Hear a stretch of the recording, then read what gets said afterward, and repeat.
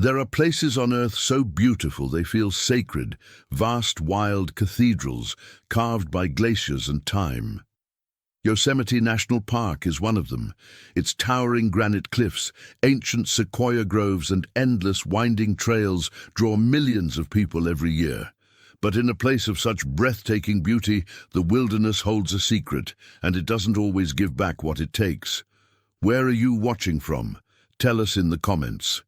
And while you're there, subscribing helps us bring you more haunting true crime stories you won't find anywhere else. Now, back to our story. It was the second week of October 2019, a time when the last of the summer tourists had faded away, leaving the park quiet and serene. This was the perfect time for David, Ethan, and Chloe to embark on their long-planned trip. David, 28, was the elder brother and an experienced outdoorsman.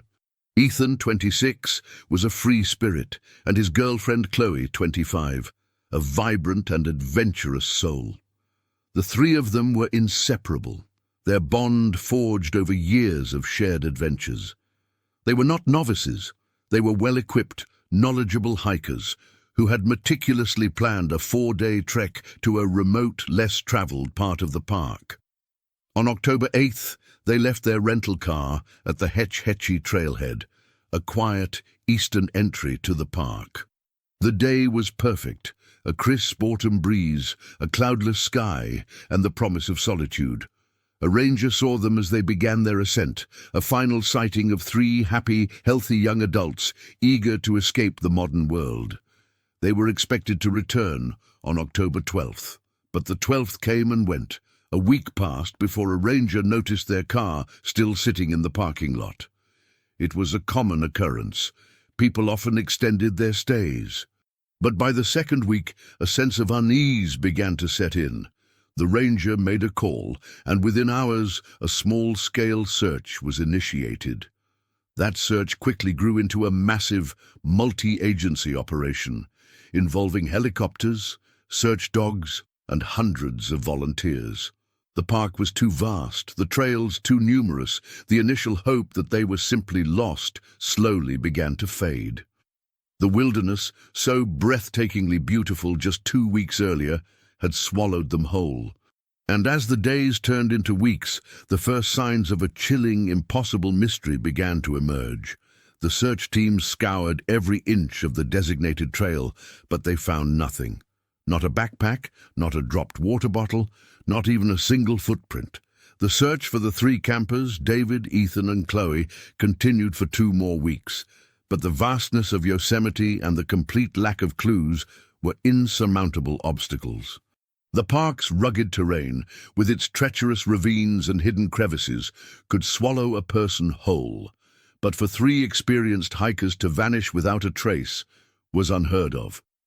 The search dogs, trained to pick up human scent, found nothing. The helicopters, with their thermal imaging cameras, scanned the dense forest canopy, but their screens remained cold. It was a case that defied all logic, and as the initial frenzy of the search faded, a chilling quiet took its place. The local community was paralyzed with grief and confusion. A family had lost 3 children. The parents of David and Ethan, and the family of Chloe, were left in a limbo of unimaginable pain. They were told by authorities to prepare for the worst, but without a body, without a single piece of evidence, they were unable to grieve. The case became a grim local legend, a cautionary tale whispered among park rangers and seasoned hikers. There were no leads, no suspects, and no motive. The police had a missing persons case with no evidence of foul play. The 3 friends simply vanished, a complete and total void in the heart of the national park. As winter set in, the search was officially called off. The park, now covered in a thick blanket of snow, became a silent tomb. The official report from the National Park Service was short and grim. The subjects are presumed lost and deceased. It was a cold, clinical statement that offered no comfort to the grieving families. The media, which had once been a constant presence, moved on to the next headline. The missing Yosemite hikers became a story filed away in the archives, a tragic but ultimately unexplainable event.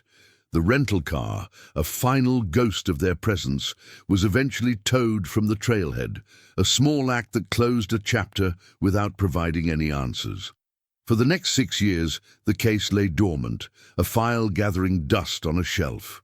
The parents, now living with an empty space in their lives, hired private investigators, but even their efforts came to nothing. The wilderness had kept its secret, a powerful and silent sentinel. But the truth was there, a silent witness to a dark act, waiting for a chance to be found. And that chance would come from an unexpected source, not from a person, but from a bird. 6 years is a long time for a wound to fester, even longer for a mystery to remain completely untouched. The case of the 3 missing campers in Yosemite had settled into the realm of local legend, a chilling reminder of the park's untamed power. But the wilderness, while keeping its secrets, also has a way of revealing them when least expected. It was a crisp autumn morning in October 2025, almost exactly 6 years to the day after David, Ethan and Chloe vanished, when a small, seemingly insignificant event would shatter the long-held silence. A retired birdwatcher, Agnes Peterson, a woman in her late 70s who knew every tree and every bird call in Yosemite, was on her usual morning hike near Hetch Hetchy. She wasn't searching for anything. She was simply enjoying the solitude. Her sharp eyes, honed by decades of spotting elusive birds, noticed something unusual high up in the branches of a ponderosa pine. It was a piece of bright red fabric, snagged on a broken branch, fluttering gently in the breeze. It seemed out of place in the natural muted colors of the forest. Curiosity piqued, Agnes, despite her age, managed to climb a few feet up the sturdy trunk. She carefully dislodged the fabric. It wasn't just a piece of cloth. It was a fragment of a backpack, its vibrant red color faded by years of sun and rain. But what made her heart pound was what was clutched within the fabric, a small, weathered, but distinctly recognizable park map. It was an official Yosemite National Park map, the kind given to hikers at the entrance. Its edges were frayed and the paper was brittle, but it was undoubtedly a human artifact, clearly belonging to someone, and it had been there for a very long time. A chill ran down Agnes's spine. She was a park veteran. She knew the stories, the 3 campers, the missing map, the red backpack. She recognized the color from the old missing persons flyers, now faded memories. She immediately contacted a park ranger. The ranger, initially skeptical, quickly understood the gravity of her find. The location where the map was found was several miles off the established trail system, in an area so remote and rugged that it was rarely visited even by seasoned rangers. This wasn't an accidental drop. This was a deliberate placement or an act of desperation. Within hours, the quiet section of the park was swarming with park officials, detectives from the local sheriff's department, and a specialized forensics team. The map, now carefully sealed in an evidence bag, was the first real clue in 6 years. It was a beacon in the darkness, a single, fragile thread in a mystery that had long been considered unsolvable. The finding shattered the peace of the park, reopening a wound that the wilderness had tried to heal. The families of David, Ethan and Chloe, who had lived in a limbo of not knowing, were about to receive a call that would both reignite their hope and deepen their fear. The map had finally spoken, but what it had to say was far more complex and terrifying than anyone could have imagined. The silence of the forest was broken, and a new, chilling chapter was about to begin. The discovery of the map was the kind of break investigators dream of, but it also opened a door to a chilling new line of questioning. The map was the only piece of evidence found in 6 years, and it was found in an area that the original search teams, no matter how vast, would have never reached. It was a rugged, desolate part of the park, far off any known trail. This suggested a deliberate act, a conscious decision by someone to go there. But who? The map itself was a puzzle. Forensics technicians, with bated breath, began to analyze every inch of it. It was brittle and faded, but they were able to extract some crucial information. The map had two things that stood out. First, it had a faint, smeared fingerprint on its surface. And second, there was a series of small, penciled-in circles marking locations on the map that did not correspond to any known trails or campsites. It looked like a personal, handwritten guide. The locations were all in the area where the map was found, a rough and challenging terrain. The fingerprint was the most promising lead. It was a partial print, a blurred thumbprint, but with modern technology, they were able to run it through a national database. The print did not belong to David, Ethan, or Chloe. In a shocking twist, it didn't belong to any known criminal.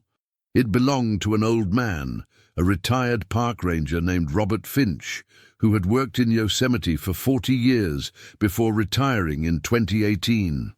Finch had been on the original search team 6 years ago. Why would his fingerprint be on a map found so far off trail? And why did he never mention the map? The police immediately brought Finch in for questioning. He was a man in his late 70s, frail but with a sharp mind. When presented with the map, he denied ever seeing it. He claimed his print must have gotten on it from handling other maps during the initial search, but the police knew that was impossible. The map had been found in a remote location that his search team had never even approached. The circles on the map were even more baffling.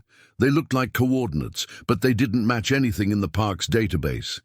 The old ranger's answers were vague and evasive, and he seemed to be hiding something. The case was no longer about 3 missing campers. It was about a hidden map, a mysterious set of coordinates, and an old ranger who was either withholding information or was somehow involved in the disappearance. The police now had a person of interest, the first one in 6 years. But what was he hiding? Was he involved in their disappearance, or was he a silent witness to a truth he couldn't bear to reveal? The map had not only spoken, it had pointed a finger, and a terrifying new chapter of the investigation was about to begin. The revelation of Robert Finch's fingerprint on the map sent shockwaves through the investigation. A respected retired park ranger, a man who had dedicated his life to Yosemite, was now at the center of a missing persons case that had haunted the park for 6 years. The police knew they had to tread carefully. Finch was not a suspect in the traditional sense, but his evasiveness and the inexplicable presence of his print on the map made him a person of intense interest. The small penciled circles on the map became even more crucial. What did they signify, and why did Finch deny any knowledge of them? The detectives revisited Finch at his secluded cabin on the outskirts of the park. The atmosphere was different this time. It was no longer a polite inquiry, but a focused interrogation. Finch, an old man with eyes that had seen too much, maintained his composure, but a flicker of fear was visible in his gaze. He insisted he had no involvement in the camper's disappearance, claiming he was simply a dedicated ranger.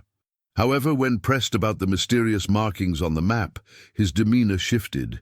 His voice grew softer, almost a whisper, as he spoke of old ways and forgotten paths. He spoke of an unofficial, secret network of trails known only to a few, trails used by trappers and prospectors decades ago, deliberately left off official maps to preserve the park's untouched wilderness. He admitted to having an old personal map from his early days as a ranger, a map he had marked with these forgotten paths. He would use it for solitary, deep woods excursions, a way to escape the influx of tourists. He claimed the map found with the backpack fragment must have been his old map, somehow lost or stolen, but he couldn't explain how it ended up miles off trail or why it was found with a piece of the missing camper's gear. When asked about David, Ethan, and Chloe, his face darkened. He remembered them, he said, 3 bright, hopeful faces. He had seen them at the Hetch Hetchy trailhead that fateful day. He described them as eager, but also perhaps a little too confident. The detectives didn't buy his story about a lost or stolen map. It was too convenient. But they had no evidence to tie him directly to the disappearance. Finch, however, let slip a crucial detail when he finally broke down under pressure. He confessed that he had seen something unusual during the original search, not related to the campers, he insisted, but something strange that had always bothered him. He remembered seeing an old, derelict cabin, miles off any known path, hidden deep within the wilderness in the very area where the map was found. He had dismissed it as an old trapper's cabin, long forgotten. But now, with the context of the missing campers and the mysterious map, that cabin took on a sinister new significance. This was the first concrete lead that wasn't a dead end. The cabin, a place that Finch had chosen to keep secret for 6 years. Why? Was it a place of refuge for the campers, or something far darker? The police now had a destination, a physical location to investigate. They realized Finch wasn't the perpetrator. He was a silent witness, a man burdened by a secret he finally couldn't keep. The map had led them to a witness, and the witness had led them to a place where the truth might finally be waiting. The search was no longer for a map. It was for a cabin, and the chilling answers it might hold. The discovery of the hidden cabin gave the investigation a new, terrifying sense of purpose. For 6 years, the case of the missing campers had been a frustrating void, but now it had a destination. The police, guided by Robert Finch's reluctant directions, organized a new search team. The mood was different this time. There was no desperate, aimless combing of the forest. This was a targeted, silent mission to a place the wilderness had kept secret for decades. The location was even more remote and treacherous than Finch had described. It was a winding, unmarked path that led deep into a ravine, a place so steep and overgrown that it had been bypassed by every previous search party. As the team descended, the sunlight faded and a chilling quiet descended. The only sounds were the crunch of leaves and the heavy breathing of the detectives. Finally, they saw it. A small, dilapidated wooden cabin, almost completely swallowed by the surrounding foliage. It was a ghost from a different era, a trapper's cabin from 100 years ago, now a sinister monument in the heart of the woods. The cabin's door hung loosely on its hinges, and a gust of wind pushed it open, revealing a dusty, decaying interior. The air inside was cold and stagnant, a mixture of mold and old wood. The detectives, their flashlights cutting through the darkness, began a meticulous search. There were no signs of the campers, no backpacks, no clothing, no personal items. It seemed to be an empty shell. But as they searched, a veteran detective noticed something, a small, almost invisible scuff mark on the dusty floorboards, leading to a loose section of the floor near the fireplace. With a pry bar, they carefully lifted the floorboards. Beneath them was a small, crudely dug pit, covered by a piece of canvas. The detectives, their hearts pounding with a mix of dread and anticipation, pulled the canvas back. Inside was not a body, but a collection of items that sent a jolt of horror through the team. It was a backpack, a vibrant red one, faded but unmistakable. Inside were more personal effects, a few water bottles, a compass, and a small, worn, leather-bound journal. The journal belonged to Ethan. The last entry was dated October 10th, 2 days after they had left the trailhead. The writing was shaky and hurried. The journal entry spoke of a beautiful day, of the solitude of the woods, and of their progress. But the final sentences were a terrifying shift in tone. Ethan wrote of something unusual they had found, something that didn't belong. He didn't specify what it was, but his words were filled with a growing sense of fear and unease. The final line was scrawled, almost illegible. "He knows we're here. We are not alone." The journal ended there. The discovery of the journal and its final entry was a chilling and horrifying new clue. It confirmed that the campers were alive 2 days after their disappearance, and that they had encountered someone This was no accident. It was a deliberate act by a person. The cabin had not yielded a body, but it had given them a voice from the past, a voice of terror and a terrifying new question. Who was he? The discovery of Ethan's journal transformed the entire investigation.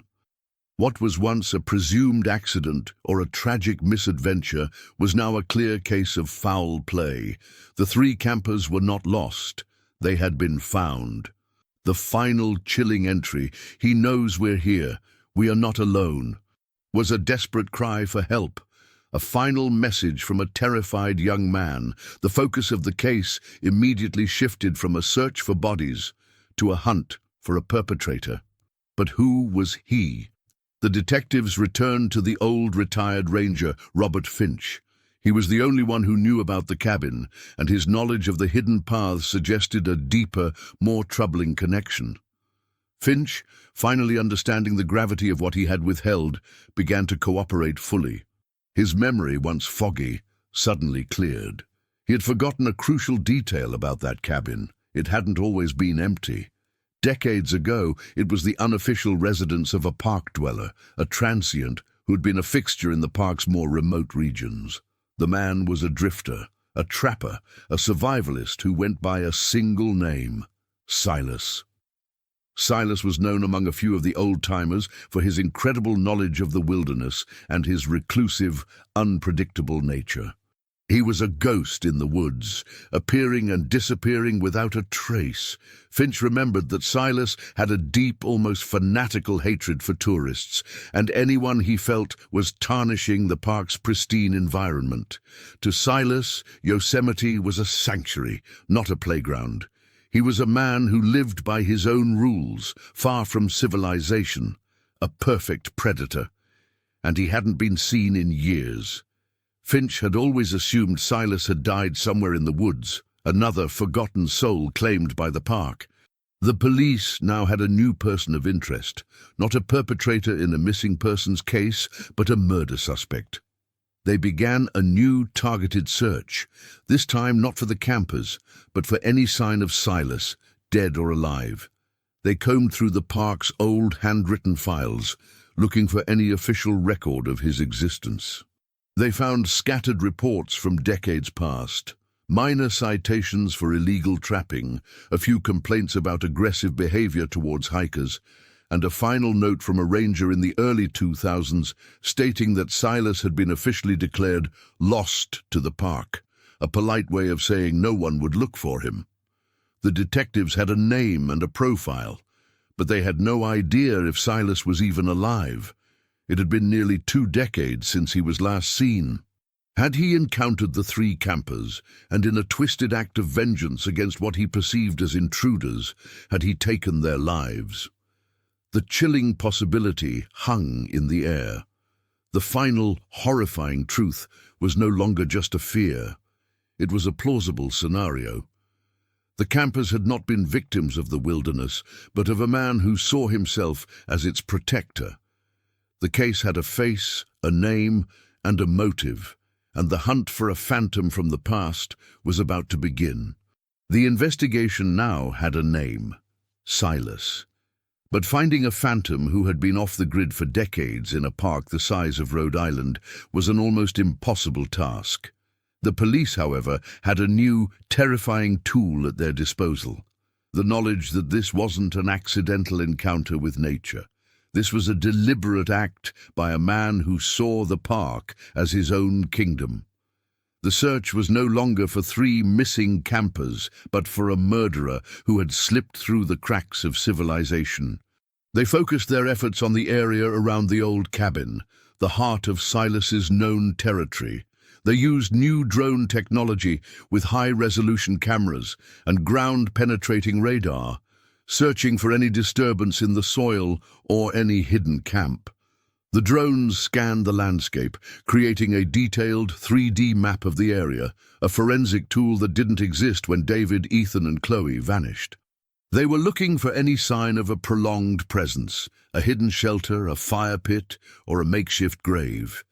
The detectives also returned to old park ranger archives, a collection of handwritten journals and records from the mid-20th century. They weren't looking for Silas's name, but for his habits. They found scattered notes from rangers who mentioned an unregistered trapper or an eccentric loner in the area.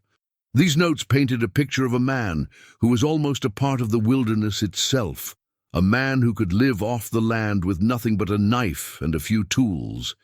He was a master of camouflage and evasion. A ranger from the 1970s had written a chilling entry. Saw the loner today. He sees everything. We don't see him. The family of the campers, who had been holding on to a fragile hope for 6 years, were now plunged into a new kind of terror. The possibility that their loved ones had been murdered by a man who had lived in the woods for decades was more horrifying than a simple accident. They held a press conference, pleading for anyone who might remember Silas to come forward. But the old park dwellers were a dying breed, and Silas was a memory to most. Just as the leads began to dry up again, a small, insignificant detail from one of the old ranger journals resurfaced. An entry from the late 1990s mentioned that Silas had a unique habit. He would often leave notes for himself or for other trappers in the hollows of certain trees. It was a bizarre, almost folkloric detail. A team was immediately dispatched to search the area around the cabin, this time not for graves, but for messages. They scoured the boles of ancient sequoias and ponderosa pines, looking for any sign of a secret message or a hidden compartment. The chances were slim, but it was their only lead. The ghost of the woods, it seemed, had a way of leaving clues not for the police, but for the forest itself. And it was in a hollowed-out tree, just a few hundred yards from the cabin, that they would find the most crucial and terrifying clue of all. The discovery in the hollow of the ancient sequoia was not a note. It was a small, crudely made tin box, sealed with a thick layer of wax to protect its contents from the elements. A detective, his hands shaking slightly with anticipation, pried it open. Inside, folded carefully, was not a confession, but something far more unsettling. A hand-drawn map, meticulously sketched on a piece of thick, weathered paper. It was a cartographer's nightmare, a personal, highly detailed rendering of the area surrounding the hidden cabin, filled with a complex series of strange symbols, markings and lines that made no sense to the detectives. The map was not a guide to a trail, it was a psychological portrait. It was Silas's own vision of the wilderness, a mental record of the territory he considered his own. It showed the location of old trappers' snares, hidden water sources, and the migration patterns of animals he hunted. It was a powerful, chilling piece of evidence that proved he was not just a drifter, but a man who had made this section of Yosemite his personal kingdom. But as the detectives studied the map, one detail, tucked away in the bottom right corner, sent a jolt of pure dread through them. There, meticulously sketched in black ink, were 3 small, hand-drawn skulls. They were not crude or childish. They were detailed, almost anatomically correct, and they were drawn with a chilling finality. Below the skulls, written in a strange, spidery script, were 3 names. The detectives had seen them on missing persons posters for 6 years: David, Ethan, and Chloe. The horrifying realization was immediate and absolute. This wasn't a lost artifact, it was a trophy. Silas had not just killed the 3 campers. He had marked their deaths on his personal map of the woods, as if they were a part of his territory, a part of the landscape he had so fiercely protected. The act was so deeply disturbing, so devoid of remorse, that it spoke to a level of psychopathy far beyond simple murder. This was a man who saw other humans not as people, but as trespassers, as nuisances to be eliminated and then catalogued. The map was a damning piece of evidence, but it also held a chilling secret. The 3 skulls were marked with symbols that the police couldn't understand. A small symbol resembling a half-moon next to David's name. A sun symbol next to Ethan's, and a series of small, wavy lines next to Chloe's. What did they mean? Were they a key to a location, a reference to a date? The detectives now had a clear motive and a terrifying suspect, but they still didn't have the bodies. The search was no longer for a ghost, but for a psychopath's final resting place for his victims. They had a chilling map of a murderer's mind, and they needed to find someone who could read it. The map held a secret, and they had to find someone who could read the mind of the ghost of the woods. The map was a terrifying piece of evidence, a direct link from Silas to the 3 missing campers. But its true horror was locked behind a cryptic code of symbols that no one on the police force could decipher. The detectives, in a move born of desperation, sought out an expert, a man who lived at the intersection of history and mystery. Dr. Aris Thorne, a semi-retired professor of linguistics and a renowned historian of American folklore, had a reputation for solving puzzles no one else could. He was an eccentric man who spent his days surrounded by books and ancient manuscripts, but his mind was as sharp as a scalpel. When the detectives laid the map on his cluttered desk, Dr. Thorne was immediately captivated. He ran his fingers over the worn paper, his eyes scanning the intricate lines and strange markings. He recognized the style, he said, as a form of folk symbology, a personal language used by reclusive individuals or isolated communities to document their world. It was a secret language of the wild. He zeroed in on the 3 skulls at the bottom of the map and the symbols next to them, a half-moon, a sun, and a series of wavy lines. He theorized the symbols represented elements of a personal calendar or a code for location. The half-moon could mean a burial at night. The sun could mean a burial in the morning. The wavy lines could point to a location near water. It was a plausible theory, but as he continued to study the map, a darker, more chilling possibility began to form. He saw other markings on the map, a small X at a remote high-altitude location, and a circle with 3 dots in the center. Dr. Thorne leaned back in his chair, his expression turning grim. He told the detectives his first theory was too simple. Based on his knowledge of old trapper and survivalist folklore, the symbols might not be for the location of the bodies, but for the method of their disappearance. He theorized the symbols weren't for the burial, but for the final moments of their lives. The half-moon, he said, often symbolized the cold of the night, suggesting a possible exposure. The sun could represent a final act of violence under the open sky. But the wavy lines... He had a chilling conclusion. In some remote, antiquated folklore, wavy lines could represent liquid, a term for drowning. He told the detectives the map was not a guide to a burial site. It was a horrifying record of what happened to each camper. The locations marked on the map were not the final resting places. They were likely places of death. The map, he concluded, was a chilling, sequential record of a hunter's trophies. The 3 symbols corresponded to a sequence of events, and a single marked path led from each location. He used the other markings on the map to find a new set of coordinates, a single, horrifying set of coordinates that corresponded to the 3 different symbols, all clustered in a small, remote area. The detectives now had a new set of instructions. They were no longer searching for a body. They were searching for 3 separate pieces of a terrible puzzle.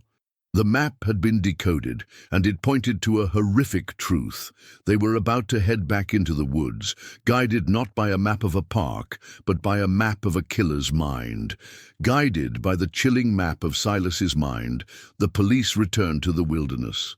But this time, with a grim certainty that replaced the desperation of the first search.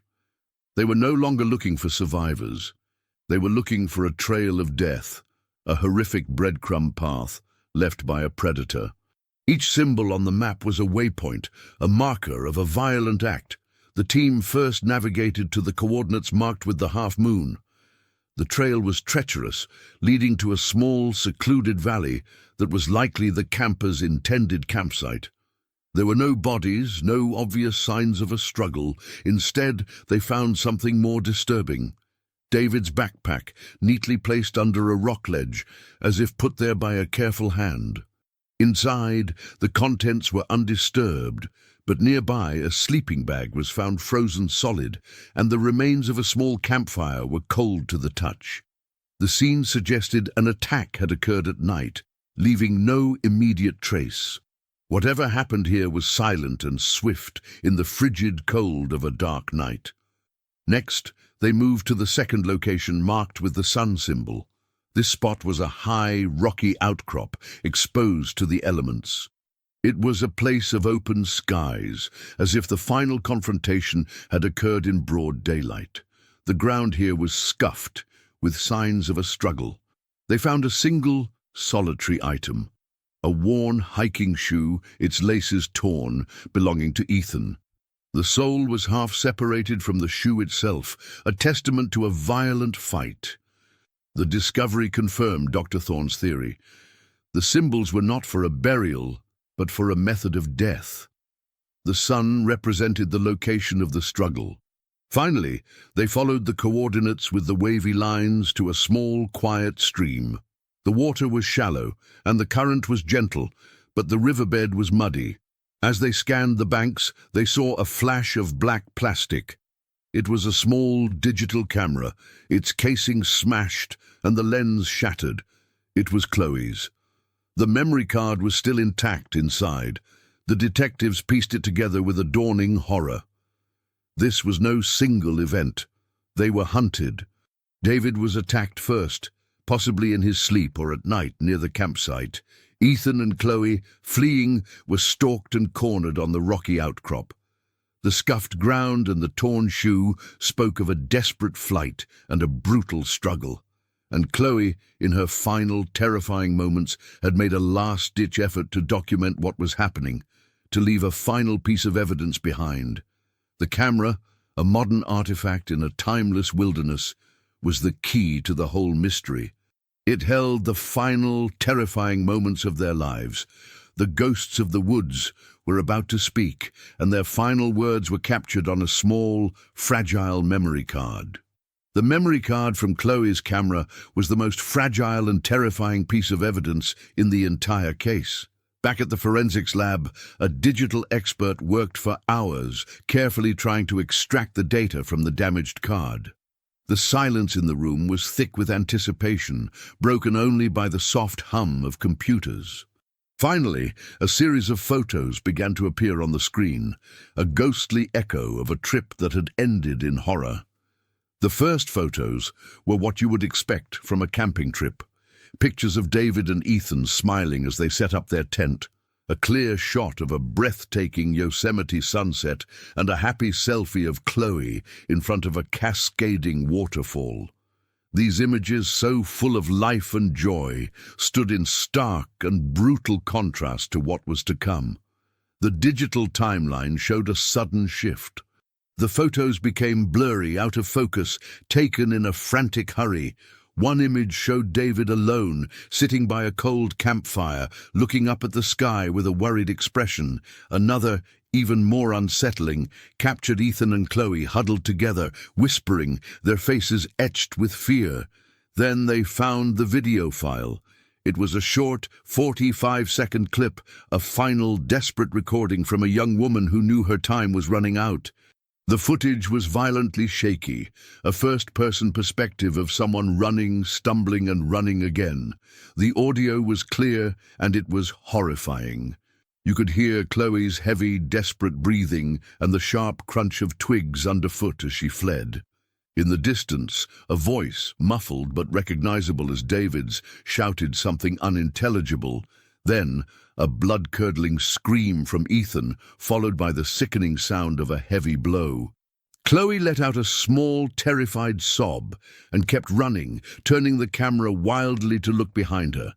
The footage was too fast, too erratic, but for a split second, a figure appeared in the background. a dark shape, tall and fast, moving with an inhuman ease through the dense trees. The video ended with a final chilling shot. The camera fell, its lens pointing down, and the screen went black. The last thing visible was a pair of muddy, worn leather boots and the tattered hem of a pair of dark pants. The camera hit the ground with a soft thud, and the silence that followed was louder than any scream. The police now had a visual. It wasn't a face, but it was a pair of boots, a small, insignificant detail that a man like Silas would have had for years, a signature of his life in the woods. This piece of evidence, small as it was the key to unlocking the final piece of the puzzle. The hunt for the ghost of the woods had just taken on a terrifying new form, and this time they had a name for his boots. The muddy boots from Chloe's camera provided the first clear look at the killer's identity, a small but undeniable visual clue after years of searching for a ghost. The police now had a specific, tangible object to hunt for. They worked with a forensic artist who, using the blurry video frame, created a detailed sketch of the boots, not just their shape, but the unique tread pattern and the way the leather was worn. This sketch was their new face of the suspect. The detectives knew that a man like Silas, a true survivalist, would wear a specific kind of gear. It would be old, durable, and likely customized. They reached out to the few remaining old-timers and retired trappers who had worked in the remote areas of Yosemite. Their search led them to an 80-year-old retired trapper named Walter, a man who still lived off the land and had a photographic memory for the tools of his trade. When he saw the sketch, his eyes lit up with a grim recognition.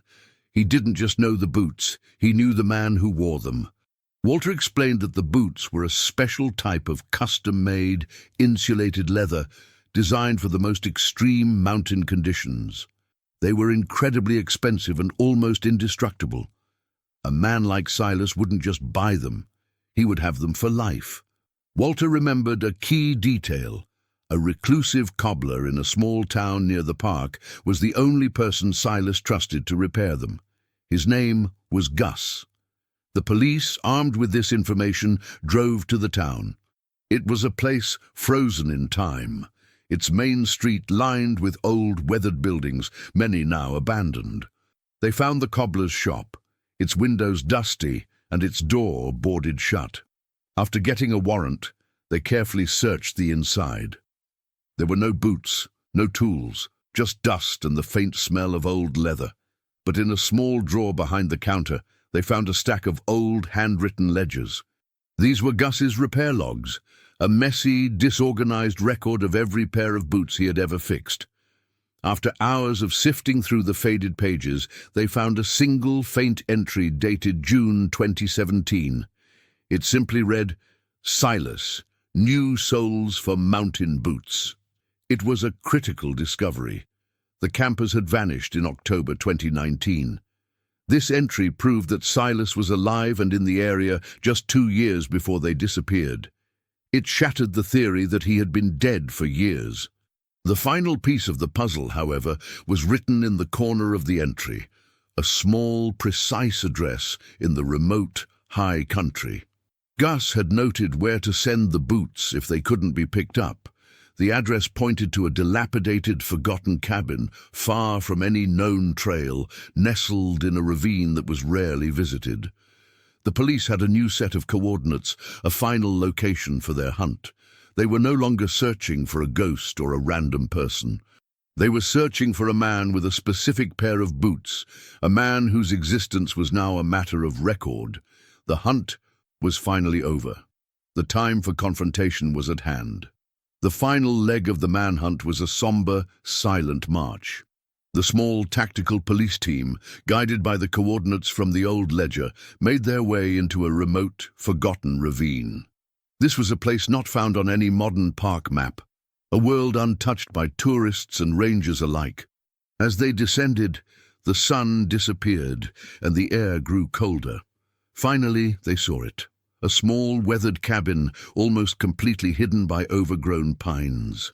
A thin plume of smoke rose from the chimney, a sign of life after 6 years of silence. The ghost of the woods was home. They surrounded the cabin, their movements precise and practiced.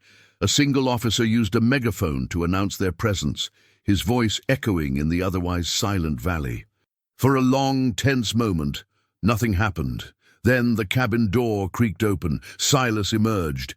He was not the rugged trapper from the old photos. He was an old man, gaunt and frail, his eyes holding a lifetime of solitude and a chilling, vacant calm. His hands were raised in a gesture of surrender, and on his feet were the very same muddy, worn leather boots from the video.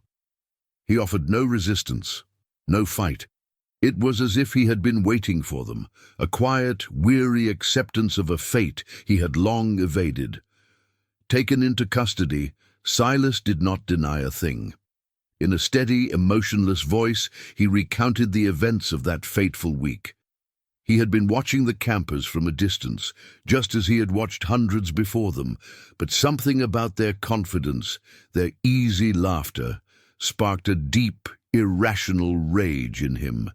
He saw them not as people, but as a blight on the pure, wild sanctuary he had dedicated his life to protecting.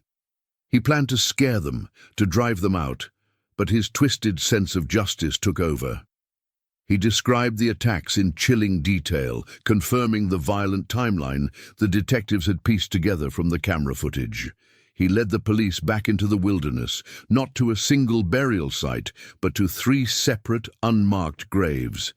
He had buried David, Ethan, and Chloe in places he was certain no one would ever find, each in a different part of the valley. As the bodies were recovered, a wave of profound sorrow and relief washed over the team. The long, agonizing search was finally over. The families would have their children back. When asked why, Silas's answer was simple, and it was perhaps the most terrifying part of his confession. He didn't see it as murder. He saw it as a purification. He believed he was the caretaker of the park, and the campers were a disease. He saw himself as a silent guardian, a man doing what was necessary to protect the wild. But as the detectives continued their search of his cabin, a grim question began to form in their minds. A search of his small, dilapidated cabin revealed a hidden compartment. Inside were not just tools or supplies, but a collection of personal items, faded photos, old wallets, and other small mementos. There were not just 3, but many. The story of David, Ethan, and Chloe was not an isolated incident. The ghost of the woods had been a very busy man. The discovery of the hidden compartment in Silas's cabin was a horrifying revelation that transformed the case from a single tragic event into a chilling saga of a serial killer. The detectives, with a mixture of professional dread and grim resolve, began the painstaking process of cataloguing the contents of his makeshift trophy room. They found a collection of wallets, driver's licenses, watches, credit cards, and small personal trinkets from a number of people. The dates on the IDs ranged from the early 1980s all the way to the late 2000s, a terrifying timeline that confirmed their worst fears. The 3 campers were not his only victims. The names and information were immediately cross-referenced with a national missing persons database. The results were swift and shocking. The names matched dozens of cold cases of hikers, campers, and tourists who had disappeared in Yosemite and the surrounding national forests over the last 3 decades. Their files, once categorized as presumed lost or disappeared without a trace, now had a face and a motive. The cases spanned generations of park rangers and investigators. The very wilderness they believed had claimed these lives had, in fact, been home to a predator. The detectives returned to Silas for further questioning. He was calm, almost serene. He spoke of his work with a chilling lack of emotion. He explained his twisted methodology. He would watch people he considered disrespectful to the park, those who littered, played loud music, or wandered off trail. He saw them not as human beings, but as a blight, a violation of the pristine sanctuary he believed he was a caretaker of. He would stalk them for days, waiting for the perfect moment, a man who moved silently and without a trace, a true master of his environment. He would kill them, and as a final macabre act of his purification, he would take a small memento, a trophy to remember his act. The police asked him the question that burned in their minds: where are the bodies? His face, for the first time, broke into a small, terrifying smile. He told them the locations of his other victims were a secret he would take to his grave. He had given them the truth, the names, and the trophies, but he would not give them the final piece of closure. He had one last piece of control, one final way to haunt the living. The news broke, and the story of the three campers exploded into a national phenomenon. The public was horrified and fascinated by the story of a man who lived as a phantom in a national park for decades, a man who had been a serial killer hiding in plain sight. For the families of the other victims, the news was a double-edged sword, a grim, final answer to their agonizing questions, but also the brutal confirmation that they would never be able to bring their loved ones home. The story of David, Ethan, and Chloe was officially closed, but the haunting legacy of the ghost of the woods had just begun.